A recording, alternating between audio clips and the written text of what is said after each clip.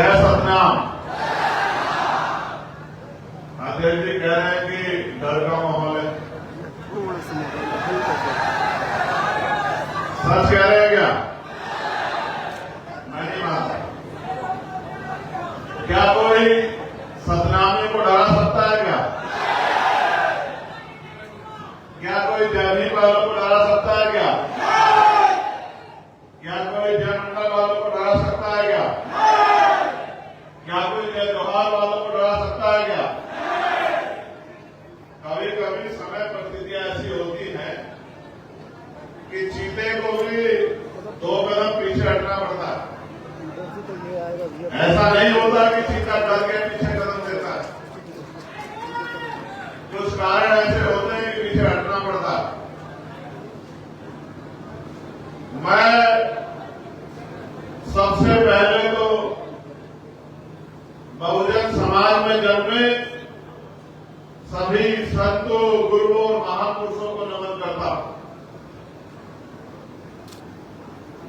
और उनमें भी छत्तीसगढ़ में और छत्तीसगढ़ के जरिए पूरे देश में, दुनिया में सतनामी समाज के मन का एक समान, यानी कि मानव एक समान का नारा देने वाले, समानता भाईचारे की बात करने वाले, बराबरी की बात करने वाले परम पूजनीय बाबा गुरु घासीदास जी को नमन करता हूं। साथ साथ महामानव तथागत बुद्ध से लेके संत शिरोमणि सद्गुरु रविदास जी, भगवान वाल्मीकि जी, गुरु नानक जी, संत कबीर जी, गुरु गाड़गे जी महाराज, नारायण गुरु, राजपिता ज्योतिबा फूले, छत्रपति साहू जी महाराज, ईवी पेरिया रामानायक स्वामी, कल्याण ललित यादव, बाबू जगदेव प्रसाद कुशवाहा, जननायक कपूरी ठाकुर, महामना रामस्वरूप वर्मा, चौधरी महाराज सिंह भारती, संत राम बी प्रजापति, बाबू श्री दयाल चौरसिया, मान्यवर दीना भाना वाल्मीकि साहब, डॉक्टर बाबा साहब अम्बेडकर साहब और मान्यवर काशीराम साहब को नमन करता हूं। मैं छत्तीसगढ़ की धरती को भी नमन करता हूं।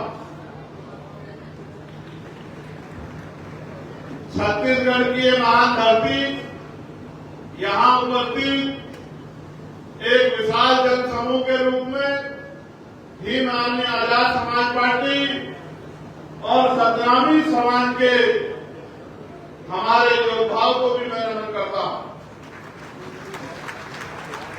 मेरी बाएं तरफ उपस्थित हमारी माताओं बहनों को, जिन्होंने हमें जन्म दिया और सींचा, जिन्होंने आगे की पंक्ति में बैठ के सरकार को चुनौती देने का काम किया, उन माताओं बहनों को भी नमन करता हूं। इस मंच पर उपस्थित हमारी पार्टी संगठन के सम्मानित नेतागण और सतनामी समाज के हमारे बहादुर योद्धा जो इस मंच पर उपस्थित है, मैं उनको भी धन्यवाद देता हूं, नमन करता हूं। आज के इस कार्यक्रम को 4 चांद लगा रहे हमारी छोटी बहन निशा बोध को भी मैं धन्यवाद देता हूं, उनकी पूरी टीम का भी अभिनंदन करता हूं। मीडिया के साथियों, पुलिस प्रशासन के साथियों, यहां उपस्थित जिन्होंने आगे बढ़कर एक नेता की, एक कार्यकर्ता की, एक भाई की जिम्मेदारी अदा की, हमारे राष्ट्रीय अध्यक्ष भाई विनय बंसी जी का भी मैं यहां अभिनंदन, स्वागत और धन्यवाद करता हूं।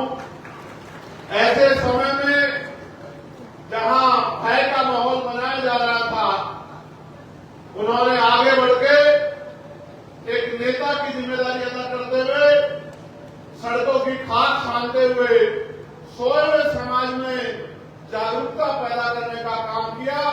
मैं पुनः उनका अभिनंदन करता हूं। इस कार्यक्रम के जो जिम्मेदार साथी हैं, सुरेश महंत जी, प्रकाश टंडन जी, सत्येंद्र जावड़े जी, राजकुमार वारे जी, राजकुमार कठोदिया जी, डॉक्टर किरण प्रसाद साहू जी, संजू गहरे जी, मनिंदर सिंह आजाद जी, शिवा जटावल जी, संतोष निराला जी, नीरज कंसोरिया जी, डॉक्टर पीताम्बर जांडे जी, देवेश मोरिशा जी, जो बाहर से साथी आके यहाँ इस परिवार को भी बीमार में एक परिवार है जिन्होंने जिम्मेदारी उठाई। भाई छोटे भाई लंकेश जी जो उड़ीसा के प्रदेश अध्यक्ष हैं, सुनील बैरसिया जी जो मध्य प्रदेश के पूर्व प्रदेश अध्यक्ष हैं, विरोध जी, टिंकू जी, मनोज जी, आकाश बोध जी, वीरेंद्र कुरे जी, पीताम्बर जागड़े जी, मनोज बंजारे जी, आज के जो मुख्य अतिथियों की लिस्ट में संतोष निराला जी, ओम प्रकाश सूर्य जी, मौनी कठोदरे जी, नरोत्तम बंजारे जी, आकाश बोध जी, हेमंत कुंटे जी और प्रदीप जी का भी मैं धन्यवाद करता हूं। भाई ये माइक अच्छा नहीं है, ये गला पकड़ रहा है और आप जानते हैं मैं गला नहीं पकड़ने देता किसी को।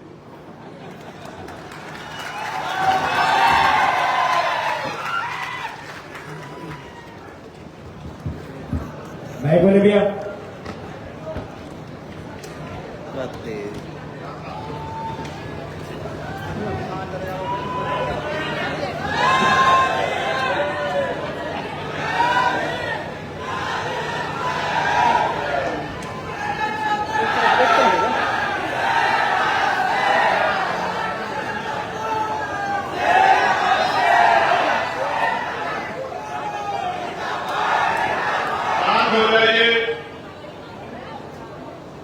जब मैं उधर था तो उधर वालों को अच्छा लग रहा था, इधर वालों को अच्छा कम लग रहा था।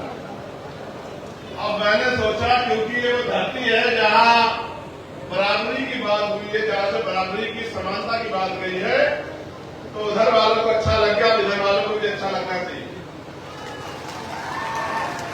साथ साथ इस मंच पे अनेक ऐसे लोग बैठे हैं जिनके परिवारों से कोई ना कोई साथी जेल में है।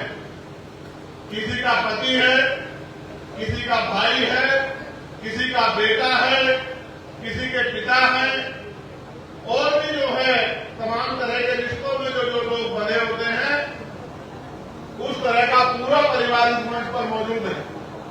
जो साथी हमारे जेल में है, मैं उनके प्रति भी अपना सम्मान प्रकट करता हूं। वो कोई चोरी करके, कोई लूट करके, कोई ठगी करके, किसी को धोखा देके जेल में नहीं गए हैं। उनको साजिश करके और सतनामी समाज के सम्मान की रक्षा करने की जो लड़ाई उन्होंने लड़ी है, उनका मनोबल तोड़ने के लिए, और जैसा मैंने पिछली बार भी कहा था कि उनको डराने की नीयत से जेल भेजा गया है। क्रांतिकारियों के लिए जेल गहना होती है, क्रांतिकारी जेल में डरते नहीं है। मैं धन्यवाद दूंगा छत्तीसगढ़ की सरकार का, माननीय अध्यक्ष जी, उन्होंने जो किया है, आने वाले एक साल बाद उनको पता लगेगा। जो लोग जेल काट के आएंगे उनको डराने वाला कोई नहीं होगा। मेरी बात को आप याद रखना। हमारे लोगों में मुकदमे और जेल का डर होता है। ये मुकदमे और जेलों का डर निकालने का काम जो इस सरकार ने किया है, मैं गारंटी से कहता हूं, एक तो भीमार्जी का नौजवान, सतनामी समाज का नौजवान जो तो पहले ही फौलाद है, और अगर वो जेल काट के आएगा और जेल को देख के आएगा कि जेल कुछ होती नहीं है, जेल में इंसान ही रहते हैं, और वो जेल से जो दर्द लेके आएगा, मैं गारंटी से कहता हूं कि वो एक दिन भी प्रदेश में आएगा कि आज जो लोग जेलों में हैं और यहाँ मंचों में बैठे हैं, मैं गारंटी देता हूं कि यही लोग छत्तीसगढ़ की सरकार चला रहे होंगे। मेरी बात को आप याद रखें। ये क्रांति का रथ है, ये क्रांति का पथ है, ये रुकने वाला नहीं है, ये लगातार बढ़ता जाएगा। जो लोग जेल काट के आए हैं वो तेजी से काम करेंगे, समाज को जागरूक करेंगे, भाईचारा पैदा करेंगे, एकता बनाएंगे, राजनीतिक शक्ति को समझेंगे कि राजनीतिक शक्ति क्या है। इसका एहसास मुझे 2017 में हुआ था, जब मैं निर्दोष था, मुझे जेल भेजा गया। मैं निर्दोष होते हुए मेरे ऊपर जब बेनकाब रासुका लगा दी गई और तो और बीमार होने पे मेरा इलाज नहीं होने दिया गया, मेरे परिवार से मुझे मिलने से दूर कर दिया गया। जो भाई मेरे साथ जेल में गए थे उनको पीटा गया, किसी को करंट लगाया गया, किसी की खाल उतार ली गई। लेकिन हुआ क्या आपको पता है? उत्तर प्रदेश की सरकार को लगता था कि ये लोग डर जाएंगे, लेकिन हुआ क्या? हुआ ये कि जिनको डराने के लिए जेल में भेजा गया था, आज उनके नाम से सरकारें डरती है। ये हुआ है। आपको क्या लगता है मुख्यमंत्री जी, आप सरकार का मोहरा बन के सरकार के आदेश पे हमारे लोगों को जेल भेजोगे? आपकी पुलिस उनको पीटने का काम करेगी, गृह मंत्री जी साजिश करेंगे और हम लोग को समझ नहीं आएगा। ऐसा नहीं है। आप भी रोटी खाते हैं, हम भी रोटी खाते हैं। फर्क इतना है कि हम संघर्ष करके मेहनत करके खाते हैं और आप हमारे लिए टैक्स से तनख्वाह लेके खाते हैं। ये फर्क है कि हम मेहनत का खाते हैं, पसीने का खाते हैं, संघर्ष करके खाते हैं। गरीबी, भूखमरी, बेबसी, लाचारी से लड़के अपने पेट को पालते हैं और आप हमारी तनख्वाह में पलते हो। अगर हम टैक्स न दे तो आपको तनख्वाह भी नहीं मिलेगी, सुविधाएं तो बहुत दूर की बात है। मैं वो जो मांगे रखी गई हैं उनको पढ़ना चाहता हूं। उनके बाद जो ज्ञापन दिया जाएगा उस ज्ञापन को भी आपके बीच में रखूंगा और फिर एक वचन आपको दूंगा और ये भी आपको विश्वास दिलाता हूं, अगर उस वचन को पूरा ना कर सका तो छत्तीसगढ़ के लोगों को शकल नहीं दिखाऊंगा, कभी छत्तीसगढ़ में क्या होगा। एक ही खूबी हम लोगों में, हम भीम आर्मी के लोग जब जवाब देते हैं तो जान देते हैं, अपनी जवान को छोटी नहीं होने देते। मेरी बात का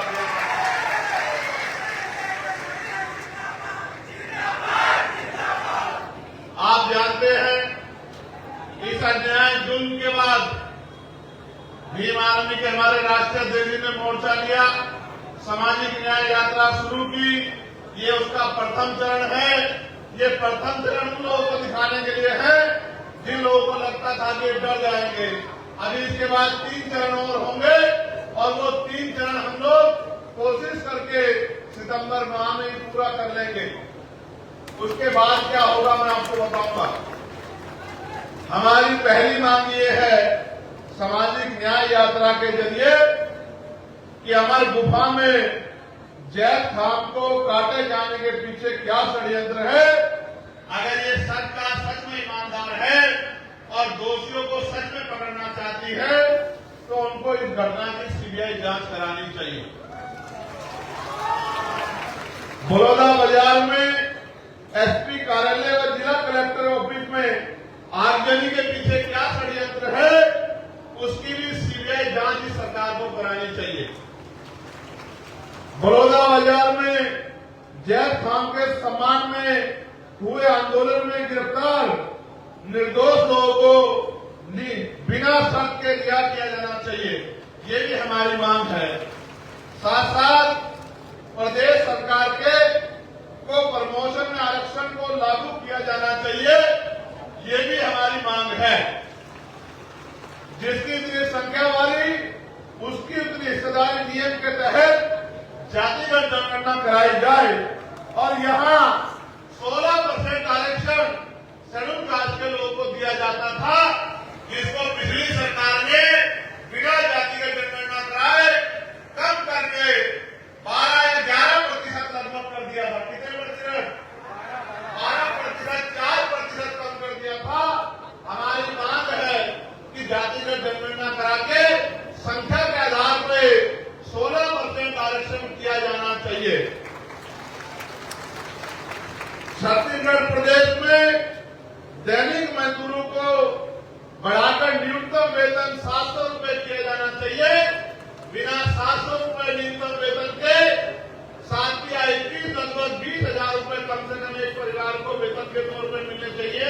जो व्यक्ति काम करता है, तभी जाके वो परिवार सम्मान से जो है रोटी की व्यवस्था उनके घरों में हो पाएगी। साथ साथ प्रदेश में निःशुल्क शिक्षा की व्यवस्था की जानी चाहिए और समान शिक्षा व्यवस्था लागू की जानी चाहिए। चाहे किसान मजदूर का बेटा हो, चाहे मुख्यमंत्री, विधायक, मंत्री या कमिश्नर, डीएम, एसपी का बेटा हो, सबके बच्चों को सरकारी स्कूल में शिक्षा देनी चाहिए, जिससे कि सरकारी स्कूल में बेहतर से बेहतर शिक्षा आए। साथ साथ प्रदेश में निजीकरण के नाम पर सरकारी प्रतिष्ठानों को बेचने के खिलाफ, निजीकरण के सहारे आरक्षण समाप्त करने के षड्यंत्र के खिलाफ भी हम लोग हैं। निजीकरण खत्म किया जाए और सारे निजीकरण जिनका हो गया है उसका राष्ट्रीयकरण किया जाए, ये भी हमारी मांग है और उसमें आरक्षण कोटा लागू किया जाए। मंडल कमीशन की सिफारिशों को पूर्णतः लागू किया जाए और गैर संवैधानिक क्रीमी लेयर को समाप्त किया जाए। साथ साथ प्रदेश में अल्पसंख्यकों के ऊपर और अल्पसंख्यकों में भी मुसलमानों और आदिवासियों के ऊपर जो मॉब लिंचिंग की जा रही है, या जिस तरह से अन्य प्रदेशों में भी बुलडोजर चलाकर उनको आर्थिक नुकसान और उनको डराया जा रहा है, ये बुलडोजर प्रणाली को भी पूर्ण रूप से खत्म किया जाना चाहिए, ये भी हमारी मांग है। साथ साथ प्रदेश में ज्यादातर सड़क दुर्घटनाएं आवारा पशुओं की वजह से हो रही है, जबकि सरकार के द्वारा इनके लिए कई करोड़ों रुपए की गौशाला के नाम पर आवंटित की गई है। उनकी जांच कराकर आवारा पशुओं को गौशाला भेजना चाहिए, जिसकी वजह से प्रदेश में जो सड़क दुर्घटनाएं हो रही है उन पे रोक लगे। आप ये जानते हैं, मैंने ये महसूस किया है, जहां जहां भारतीय जनता पार्टी की सरकार है, वहां इंसानों से ज्यादा इज्जत पशुओं को दी गई है। इंसान सड़क दुर्घटना में मर जाए कोई बात नहीं, जानवर को नुकसान नहीं होना चाहिए। हम तो जानवर को भी प्रेम करते हैं, मगर जिस परिवार का कमाने वाला चला जाता है उस परिवार का क्या होता है, सरकार को इनके बारे में भी सोचना चाहिए। सोचिए, एक्सीडेंट में कोई परिवार का कमाने वाला चला गया, उसकी पत्नी का, उसकी मां का, उसके पिता का, उसके बच्चों का क्या होगा? उनको पढ़ाई कहां से मिलेगी? उनको खाना कहां से मिलेगा? उनको बीमार होने पर इलाज की व्यवस्था कहां से होगी? उनके लिए कपड़ों की व्यवस्था कहां से होगी? उनके सम्मान की रक्षा कहां से होगी? इस बात का भी जवाब सरकार को देना चाहिए। तो पशुओं से प्रेम कर अच्छी बात है, लेकिन इंसानों से भी प्रेम करना चाहिए, ऐसी मेरी मांग है। साथ साथ गरीबी रेखा से नीचे जीवन यापन करने वालों को जीएसटी से मुक्त करना चाहिए। साथ साथ एससी एसटी के सर्टिफिकेट पर, देखो मेरी बात सुनो, जातिवाद तो दूर नहीं हुआ, छुआछूत तो दूर नहीं हुआ, इतने बड़े बड़े आंदोलन चले, 17 में आंदोलन, फिर भी जातिवाद छुआछूत है। लेकिन छत्तीसगढ़ में भी और देश भर में भी बहुत सारे लोग एससी एसटी का सर्टिफिकेट बनवा के सामान्य जाति के लोग और एससी एसटी के नाम पर नौकरी करते हैं। इसका भंडाफोड़ भी छत्तीसगढ़ में हुआ था और हमारे नौजवान साथियों ने नगर होके प्रदर्शन करके सरकार के मुंह में पानी पोसने का काम किया था। सरकार को इसकी जांच कराई जानी चाहिए। अभी तक आरक्षण का कोटा पूरा नहीं हुआ और आरक्षण में इस तरह की चोरियां भी चल रही है।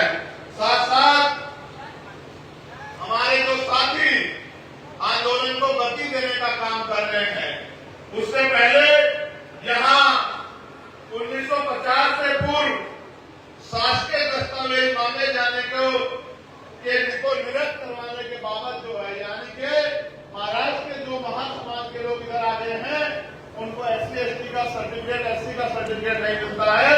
उनको 1950 से पहला सर्टिफिकेट मांगा जाता है, शासकीय कागज मांगे जाते हैं। उन्होंने भी ज्ञापन दिया है कि हमें एससी का सर्टिफिकेट मिलना चाहिए। एक बात मुझे मीडिया के माध्यम से जरूर कहनी है, हमारे नेता यहाँ मौजूद है, मैं वचन देकर कह रहा हूं,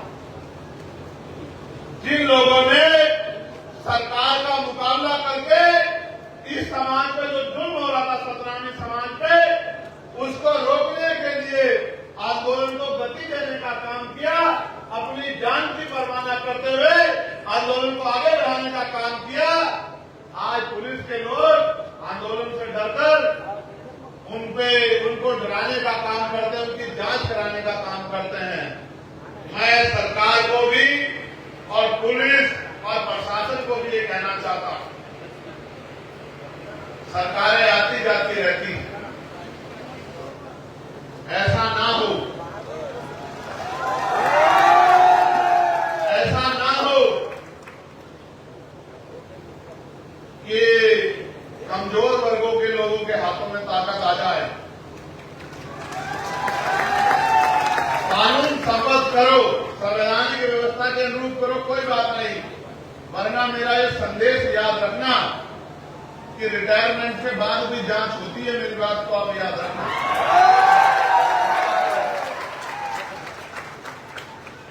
अगर किसी को गलतफहमी हो, मैं मानता हूं सरकार के हाथ लंबे होते हैं, लेकिन जनता से लंबे नहीं होते हैं। ऐसा ना हो, अगर रिटायर्ड हो जाओ तो भी फाइलें खुलवा के तुम्हारी जांच करानी पड़े और मुकदमे लिख के तुम्हें जेलों में ठुसवाना पड़े। मेरी बात को याद रखना, मेरा नाम चंद्रशेखर आजाद है। अगर आज के बाद जहां पर भीम आर्मी, आजाद समाज पार्टी या सतनामी समाज के लोगों पर सरकार के लोगों ने गलत मंशा से उनको जबरदस्ती डराने धमकाने का काम किया, तो छत्तीसगढ़ भवन में कोई भी मंत्री विधायक जाके चैन से नहीं सोएगा। मेरी बात को याद रखना। आपको हमारे हाथों की लंबाई का एहसास नहीं है मुख्यमंत्री जी। अगर एहसास करना हो तो 11 सितंबर को हम लोग दिल्ली जा रहे हैं। दिल्ली वालों से पूछ लेना कि हमारे हाथ कितने लंबे हैं।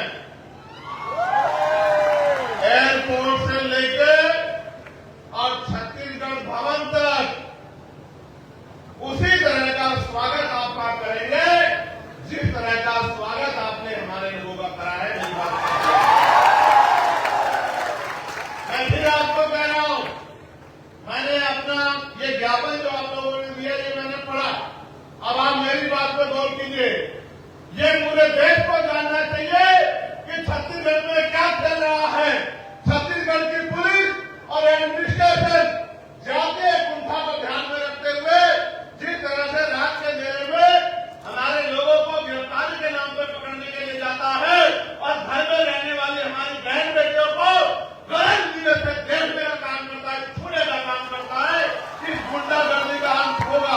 मेरी बात को आप याद रखना। मुझे बताया गया, मुझे बैठ के बताया गया कि किस तरह से वर्दी को पहन के गुंडे, सांप्रदायिक गुंडे, जातिवादी गुंडे रात के अंधेरे में हमारे घरों में जाते हैं पकड़ने के नाम पे, गिरफ्तारी के नाम पे, और ये गुंडे हमारी बहनों की तरफ गलत नियत रखते हैं। शर्म आनी चाहिए छत्तीसगढ़ सरकार को, इन गुंडों पे पाबंदी नहीं लगा पा रही है।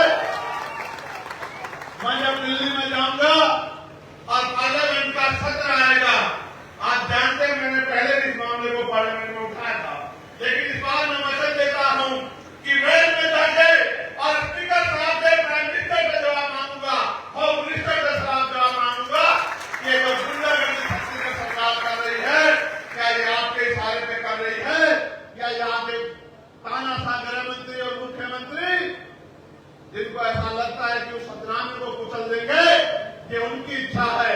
मैं फिर कहना चाहता हूं, गलतफहमी दूर रखना। बहुत आए और बहुत चले गए, सतनाम था, सतनाम है और सतनाम रहेगा। ये तो टेलर है। हरियाणा का और जम्मू का इलेक्शन है। असली पिक्चर मैं आपको मुख्यमंत्री जी अक्टूबर के महीने में दिखाने का काम करूंगा। मेरी बात ये तो टेलर है। इस बात इस काम को राष्ट्रीय जमीन आगे बढ़ा है। मैं छत्तीसगढ़ की गली गली जाके यहाँ सोए हुए समाज में भाईचारा पैदा करने का और टूटे फूटे अपने घरों में रह के इस आंदोलन को गति देने का काम करूंगा। मैं इस बात का आपको वचन देता हूं। आपको क्या लगा मुख्यमंत्री जी छत्तीसगढ़ में आप जुल्म करेंगे और हम लोग सह लेंगे? लंबे समय से भी सहते आए हैं, लेकिन अब समय बदल गया। अब वो समय नहीं रहा। अब इस समाज की लड़ाई लड़ने की बागडोर नौजवानों ने अपने हाथ में ली। और आप जानते हो मुख्यमंत्री जी कि संघर्षों के साए में घनघोर जवानी पलती है और इतिहास उधर झुक जाता है जिस ओर जवानी चलती है। आपको क्या लगता है कि आप जवानों को गिरफ्तार कर लोगे? आपको शायद याद नहीं पता है कि युवा और वायु को कोई कैद नहीं कर सकता है। आज मैं अपने छत्तीसगढ़ के नौजवानों से कहना चाहता हूं, कमर कस लो नौजवान साथियों। आदमी एक बार पैदा होता है, एक बार मरता है। दुनिया उसको इसलिए याद रखती है उसने किया क्या था। बाबा साहब को भी एक बार जीवन मिला, हमारे नेता माननीय काशीराम साहब को भी एक बार जीवन मिला, हमारे गुरु घासीदास जी को भी एक बार जीवन जिया। लेकिन वो अमर इसलिए है क्योंकि उन्होंने अपना पूरा जीवन हमारे लिए जिया। हमें भी अपने पूरे जीवन को अपने समाज के लिए, बहुजन समाज के लिए, कमजोर वर्गों के लिए, दलितों, पिछड़ों, आदिवासियों, मुसलमानों, गरीबों, अन्य धार्मिक अल्पसंख्यकों के लिए जीना है। हमें महिलाओं के लिए जीना है, हमें बेटियों की रक्षा के लिए जीना है, हमें किसान मजदूरों के लिए जीना है। अगर हम अपने जीते जी इस जुल्म को नहीं रोक पाए तो हमारे जीवन का कोई फायदा नहीं, हमने और जानवर में कोई फर्क नहीं। आज भी गिरफ्तारियां हो रही है, आज भी सत्ता का घमंड नहीं टूटा। और आप ये जानते हैं सत्ता और विपक्ष मिलकर किस तरह सतराम को कुचलने का काम कर रहा है। कोई बात छिपी भी नहीं है, कोई बात पर्दे के पीछे नहीं। इनका जो गठजोड़ है वो दिख रहा है कि किस तरह से जुल्म हो रहा है। और ये चैन से बढ़ के सो रहे। मैं आपको आगाह करना चाहता हूं, सियार की खाल में छिपे भेड़ियों को पहचान लो। अगर ये वोट तो लेने हमसे आते हैं, हमारी बस्तियों में आते हैं आरक्षण के नाम पे, संविधान के नाम पे, लेकिन जब सतनाम में भी खाल पीती जाती है और उनको जानवरों को पीटा जाता है तो ये एसी के कमरों में चद्दर तान के पड़ के आराम से सोते हैं। भेड़ियों को पहचान लो, मेरी बात का याद रखना। यहां जब यह आंदोलन शुरू हुआ तो इसका भी विरोध किया गया। आप ये बताओ, आप तमाम लोग बताओ, अपने दिल पे हाथ रख के गवाही को बताओ, ये आंदोलन जरूरी था या नहीं था? बताओ। तो जो लोग इसका विरोध किए वो आपके अपने थे या आपको कुचलने वाले थे? बताओ। क्या ऐसे लोगों का साथ देना चाहिए? मैं ठेकेदारों को भी कहना चाहता हूं, जो समाज की ठेकेदारी कर रहे हैं उनको भी कहना चाहता हूं। मैं उन ठेकेदारों को भी चैलेंज करना चाहता हूं, ठेकेदारों को भी आगाह करना चाहता हूं। अब युवा पढ़ने लगा है, अब वो देश दुनिया को समझने लगा है, अब वो दो दुश्मन को समझने लगा। ज्यादा दिन ठेकेदारी नहीं चलने वाली नहीं, मेरी बात को आप याद रखना। ना ही ठेकेदारी चलेगी और ना ही ठेकेदार बचेगा।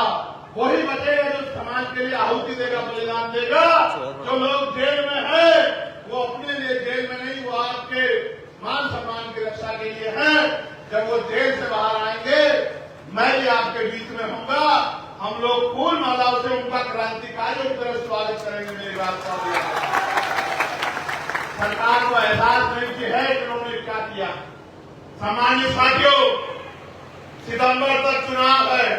1 अक्टूबर को हरियाणा का वोटिंग होगा, 1 अक्टूबर को जम्मू का वोट पड़ेगा आखिरी दौर का। मैं आपको विश्वास दिलाता हूं, पार्लियामेंट चलने के 15 दिन बाद तक अगर हमारे लोग बाहर नहीं आए तो मैं आपको वचन देकर कहता हूं कि मैं छत्तीसगढ़ में पैर नहीं रखूंगा। इस बात की आपको गारंटी देता हूं। कुछ भी करना पड़े, कोई भी कीमत चुकानी पड़े, सड़कों में आंदोलन हो, आमरण अनशन हो जाए, जान चली जाए, लेकिन छत्तीसगढ़ के भाइयों को हम लोग अकेला नहीं छोड़ेंगे। मेरी बात को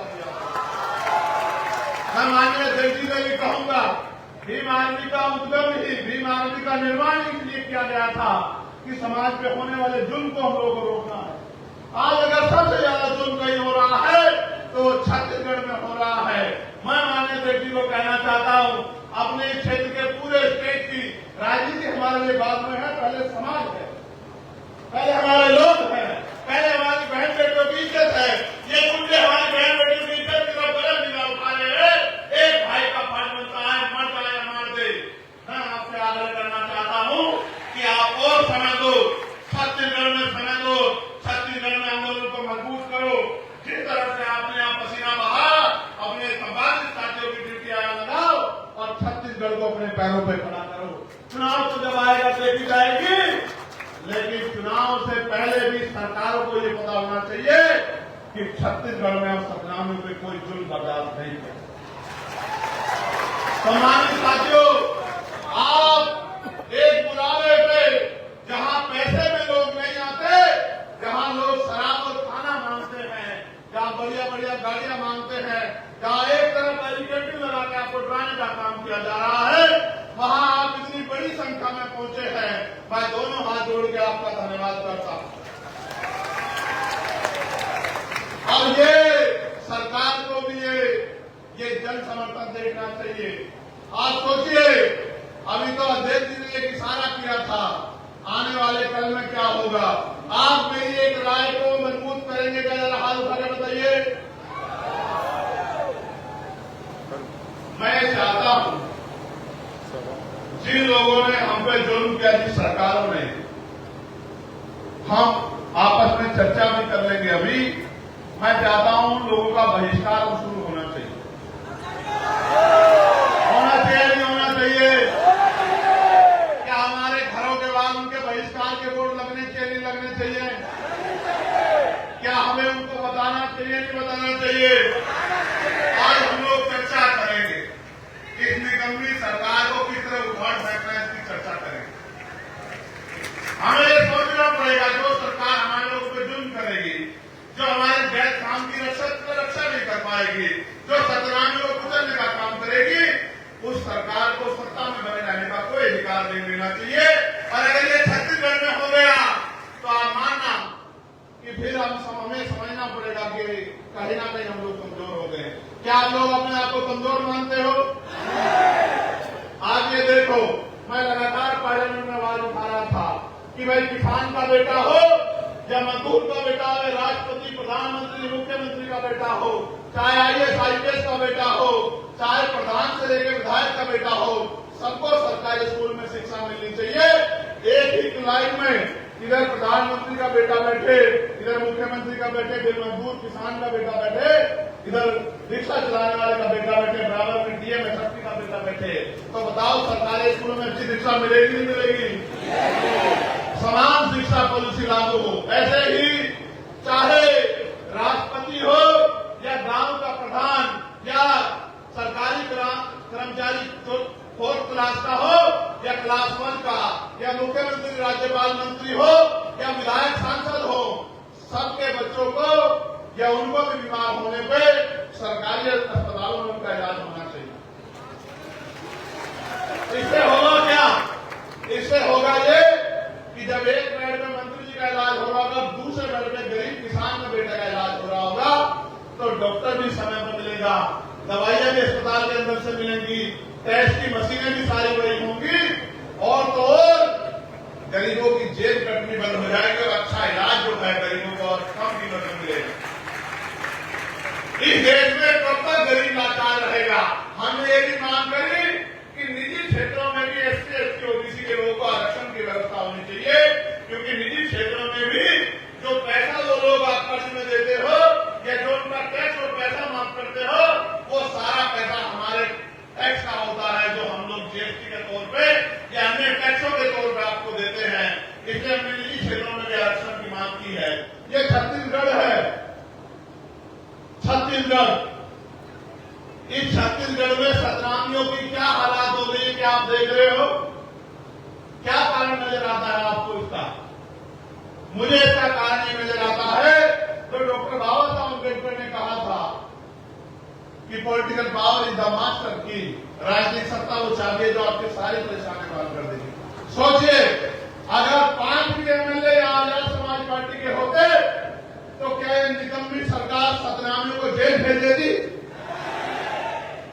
5 भी एमएलए या 1 भी सांसद हमारा होता तो जेल के आगे खड़ा हो जाता कि जेल पहले मुझे भेजो तब मेरे किसी गरीब भाई को भेजना।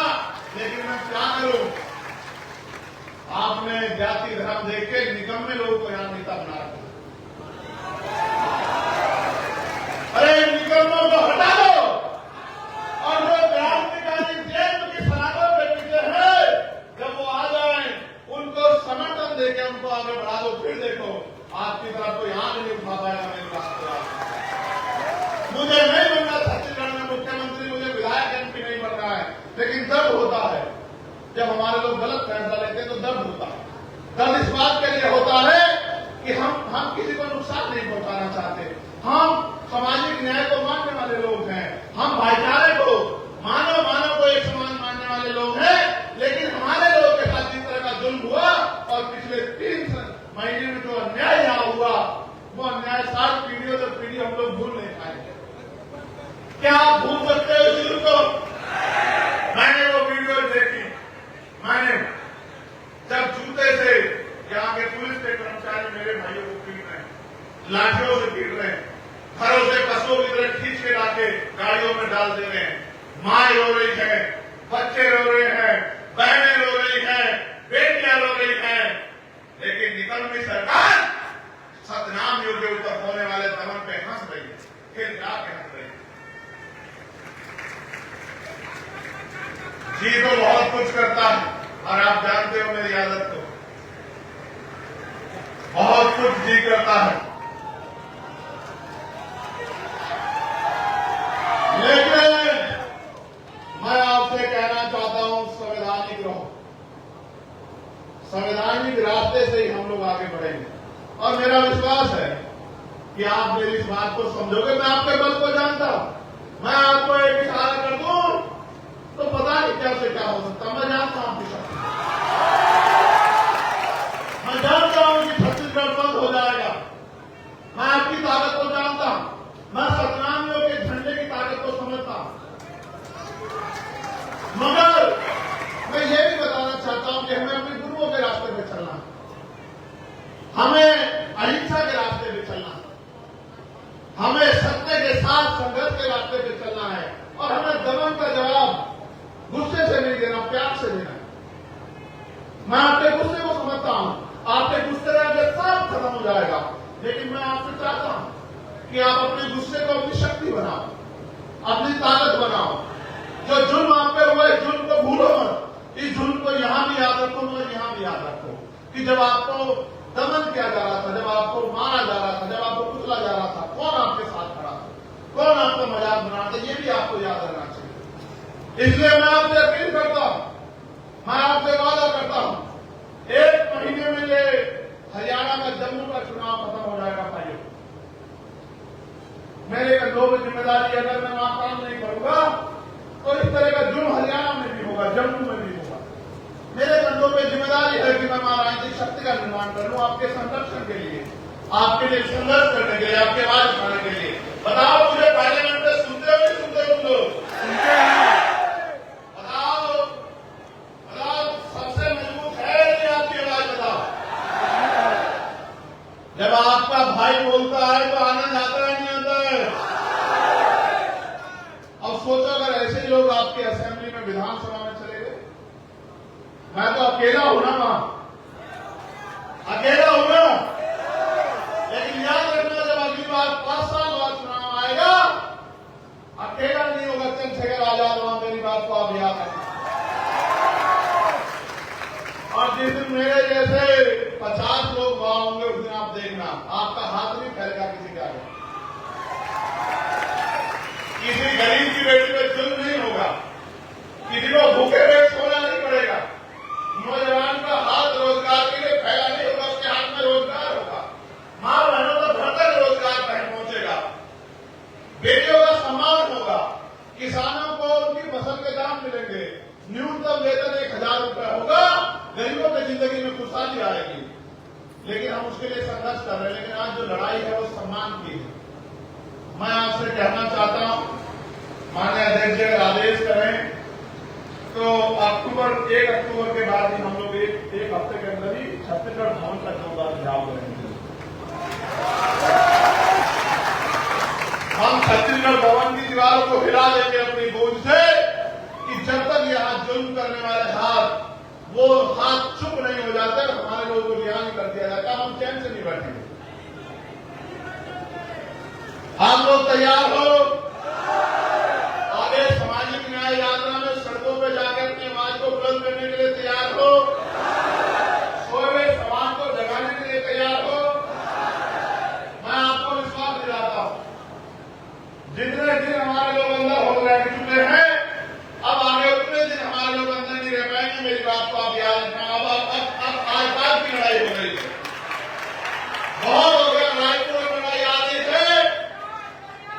और मैं 11 तारीख को जो हमारा आंदोलन है, हमारी रैली है दिल्ली में, उस रैली में भी इस मामले को बड़े पैमाने पर हम लोग उठाने का काम करें। मैं आपसे भी आग्रह करूंगा कि आप लोग भी 11 तारीख को दिल्ली आना।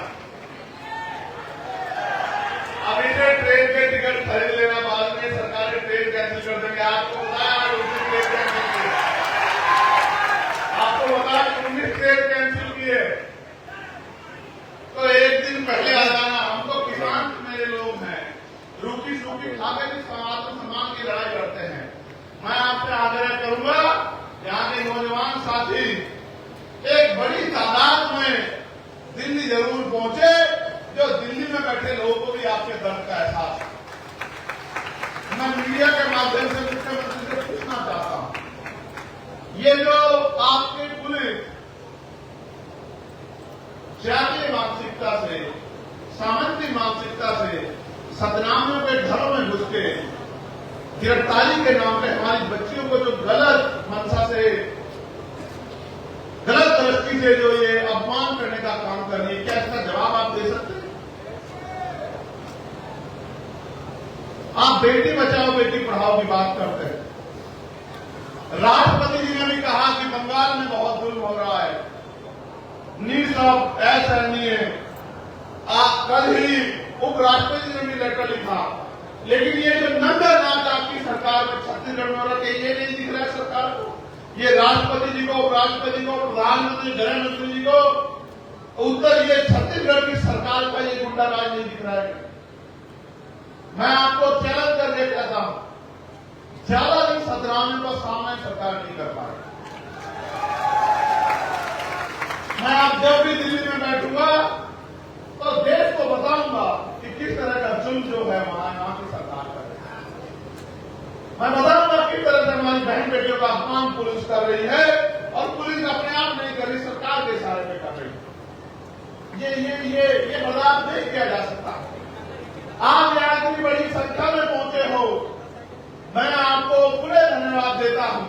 जो परिवार यहाँ उपस्थित है, जिनके बच्चे जेल काट रहे हैं, मैं उन बहनों से भी कहूंगा कि मंच के सामने परिवार, जिनके परिवार से बेटा बेटी पति भाई जो तमाम लोग जेल काट रहे हैं, उनको यहाँ सामने आना चाहिए।